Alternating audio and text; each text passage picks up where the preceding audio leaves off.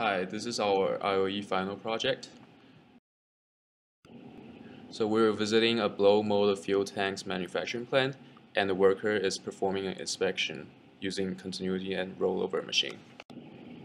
Our project goals is to improve workplace and redesign the workstation layout by reducing non-value-added work, also reducing fatigue.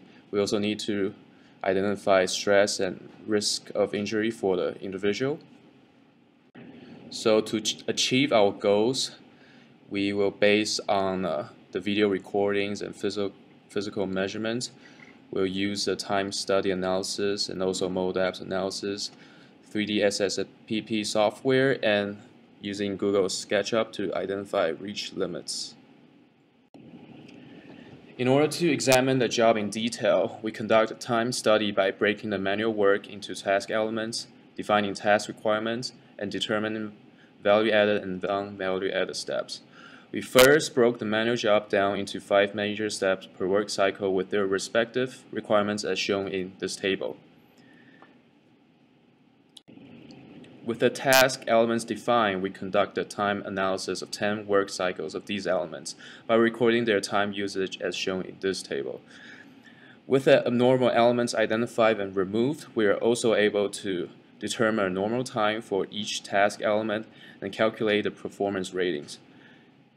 The standard deviation values and the performance ratings suggest that the worker has pre-described training already. However, we determined that each task element contained mandatory non-value-added work of walking due to the workstation layout. The walking time significantly increased the task cycle time. Therefore, from the time study analysis, we conclude that the worker has done well in performing value-added work, but the workstation layout should be rearranged to decrease the only non-value-added work of walking. Now, Kaelin will talk about mode apps analysis. A mode apps analysis of the worker was conducted prior to making improvements to the layout. Here is a condensed table of the subtasks, including their limiting mode apps. The total count was 237 mods for a final time of 30.57 seconds.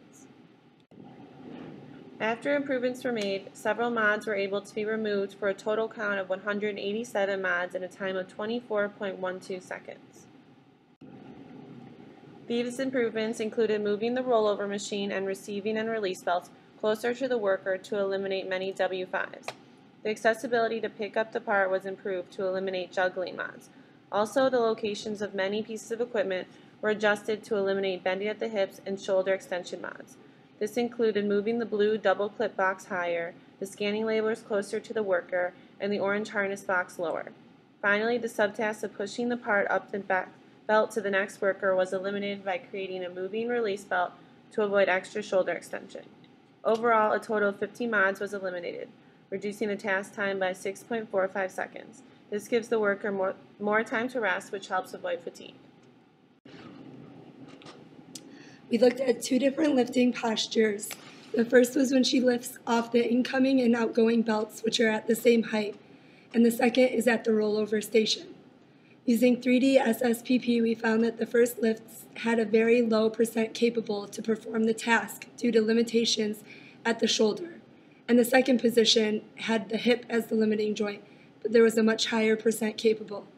In both cases, it showed very uneven loading, with the right side of the body having much more stress than the left side, due to the right arm having to extend further to grasp the part.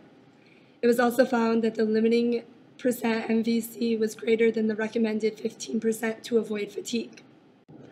To improve this lift, the recommendations would be to create all the surfaces at 32 inches tall. And to make the load more even, we would recommend changing the locations where the worker grasps the part to the same depth at 15 inches into the part. Here there are little ports at the bottom already in the design that would be easy to grab. Now, comparing this improved lift posture with the 2 currently being practiced, it can be seen that the percent capable of performing the lift has increased and the limiting percent MVC decreases. Since all 3 postures are above the recommended 15% MVC, an additional allowance and rest time are required to avoid fatigue. These values are calculated, and the improved lift decreases the time of rest and increases the endurance time. So finally, we're going to use Google SketchUp to demonstrate our findings and also to testify whether our recommendation makes sense using the current work methods. So assuming a 50th percentile female posture, and the first thing we notice is a different table height, and the reason for having higher table height at releasing belt and receiving belt is basically the old lifting posture requires 19-inch stretch into the table to grab the part, but now we recommend the optimal 15 inches, so lowering the table height will be possible. So here's our improved layout. As we can see from the picture, from the right hand side picture, our workstation layout now is more condensed, and the worker can just turn his body from the receiving belt to the rollover machine and also to the releasing belt. Also, we lowered all the table heads as we indicated before to reduce fatigue and stress in the body.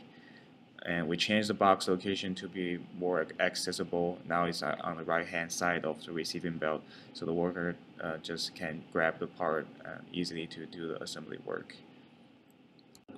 So here's a summary of all our improvements, and thank you very much for your time. We're open to any question we have.